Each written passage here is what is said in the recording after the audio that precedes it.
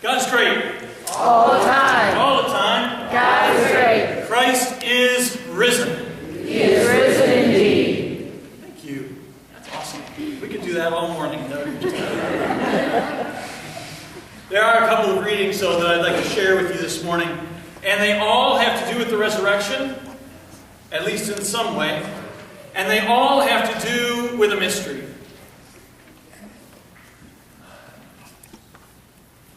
First, from Luke chapter 24. But on the first day of the week, at early dawn, they came to the tomb, taking the spices that they had prepared. They found the stone rolled away from the tomb. But when they went in, they did not find the body. While they were perplexed about this, suddenly two men in dazzling clothes stood beside them. The women were terrified and bowed their faces to the ground, and the men said to them, "Why do you look for the living among the dead? He is not here. He has been risen. Remember how he told you while he was still in Galilee that the Son of Man must be handed over to sinners and to be crucified and on the third day rise again?" Then they remembered his words. And returning from the tomb, they told all of the 11 and to all the rest. Now it was Mary Magdalene, Joanna, Mary the mother of James, and other women who were with them who told the apostles. But these words seemed to them to be an idle tale. They did not believe them. But Peter got up and ran to the tomb, and stooping and looking in, he saw linen cloths by themselves. Then he went home, amazed at what had happened. Did you notice it? Who's not there? Jesus ain't there. Whole resurrection story, and Jesus ain't there. He's not in the book at all. So let's check out Mark chapter 16, which is actually what Luke was based on. It's going to sound really familiar and rather redundant, but that's okay. When the Sabbath was over, Mary Magdalene and Mary the mother of James and Salome, all right, so now we have Salome instead of Joanna, but they brought spices, same thing, so that they might go and anoint him. And very early on the first day of the week, when the sun had risen, they went out to the tomb. They'd been saying to one another, "Who will roll away the stone for us from the entrance of the tomb?" When they looked up, they saw that the stone, which was very large, had been rolled back. And as they entered the tomb, they saw a young man dressed in a white robe sitting on the right side, and they were alarmed. But he said to them, "Do not be alarmed. You're looking for Jesus of Nazareth, who was crucified. He has been raised. He's not here. Look, there's the place where he laid them. But go tell the disciples and Peter that he is going ahead of them to Galilee. There you will see him, just as he told you." So they went out and they fled from the tomb, for terror and amazement had seized them. And they said nothing to anyone, for they were afraid. All right, so this time we don't have two men in dazzling white. We just have a young man in a white robe. Still not Jesus. That's two stories, two resurrection stories. No Jesus. It's still sort of this mystery thing that is going on. So there really is a mystery in the cross. There's a mystery in this resurrection. And so we've been trying to talk about that throughout Lent. And I don't know if I'm going to have an answer today. Probably not. I know that the group of people who gathered together after Jesus' death began to form a community. And that community at first may have been based on grief of losing a friend, a teacher, someone who cared for them, someone who loved them deeply. And then it didn't take too long for that community to move from grief to a community of faith. where they remembered all that he did. Maybe even had dreams about him. Maybe even experienced him in some way or another. What we read in those gospel accounts is a community's faith. It's the faith of a community that's written down 30 or 50 years after this stuff had ever happened. Something happened 3 days after Jesus was killed. I don't know what. Whatever it was, 30 or 50 years later, they were writing about it and not just talking about it anymore. It's not unlike our community of faith. We gather here together after Jesus has been killed, right?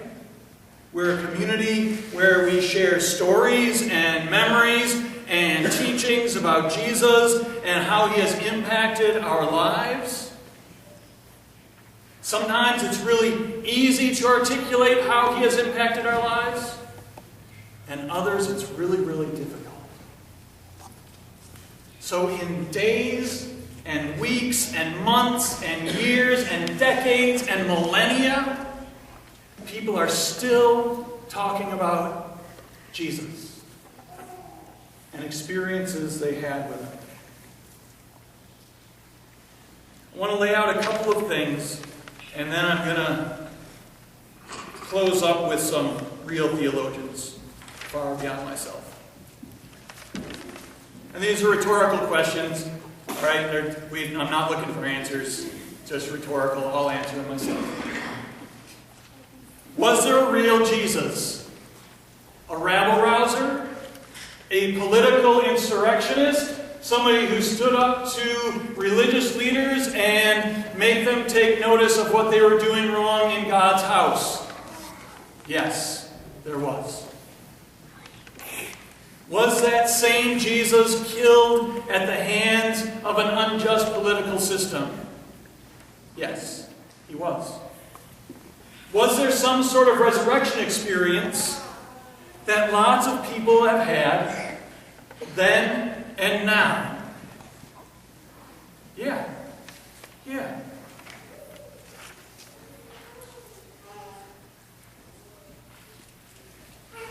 Was whatever happened like resuscitation? Now, this is really different. Resurrection is one thing. Resuscitation is a whole nother. Resuscitation is physically bringing somebody who is dead back alive. And the answer to that? I don't know.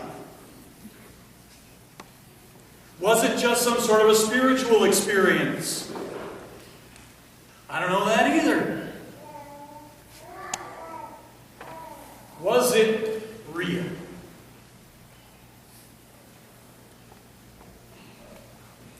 Without a question in my mind, to 100% accuracy from my part, unequivocally, yes, it was real. Absolutely, yes, it was real. So how can I be so emphatic about it? How do I know this is the case? I only got two reasons. One, you're here 2,000 years later. And if it didn't take place, y'all wouldn't be here. Two, comes from two of the greatest theologians ever. Can you hit the slide? What's real?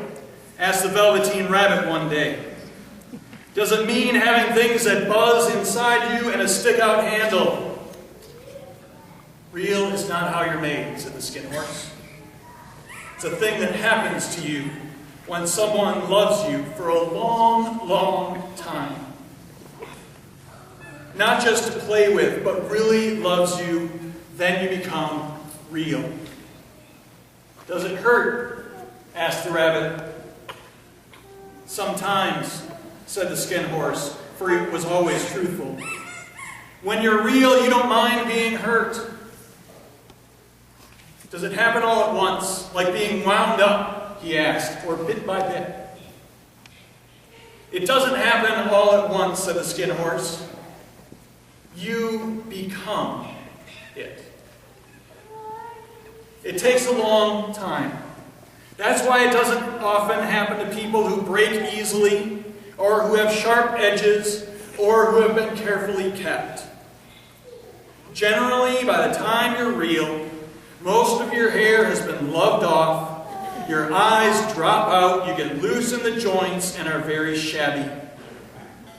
But these things don't matter at all. Because once you're real, you can't be ugly. Except to people who don't understand. Once you are real, you can never become unreal again. It lasts for always.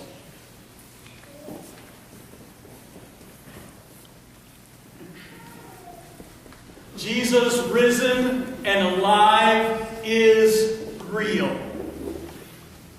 His body was a shambles and disfigured, and it was ugly to people who didn't understand.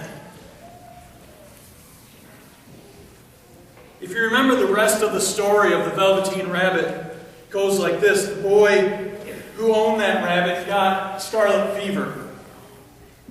And every night he held the bunny to his chest to take care of him while he was hot and sweaty and getting through that awful disease. When the disease was over, everything in his room had to be gotten rid of, including the rabbit. In the mystery of becoming real, as the rabbit was taken out to a garbage heap that was going to be burned the next day, a real tear shed from the rabbit, and he became real. And he was taken into the forest. And in the forest, we see the real bunny hopping with all the other bunnies. And it was shortly after that that a bunny came out of a bush to find his boy playing. And all that he did was stare at his boy. And the boy caught his eye back and he stared back at him. And as the boy looked into the black, shiny eyes of this rabbit, he knew that his rabbit was real. And then the bunny hopped off. The mystery of the cross, the mystery of the resurrection, comes at times when you will not expect it. Like those times when you look into someone's eyes and you see the divine. Like a time when you may come up to a prayer kneeler to be blessed and you feel energy physically come into your body. When you come and eat at this table and realize, wow, that bread and wine is way bigger than what I ever thought. It comes at moments when we are not ready. The mystery of the resurrection is that it is real. The proof is that at some point, at some unnamed place and time, Jesus' life, death, and resurrection has become real in your heart. And Jesus will never let you go, because once you're real, you can never be unreal again. Christ is risen.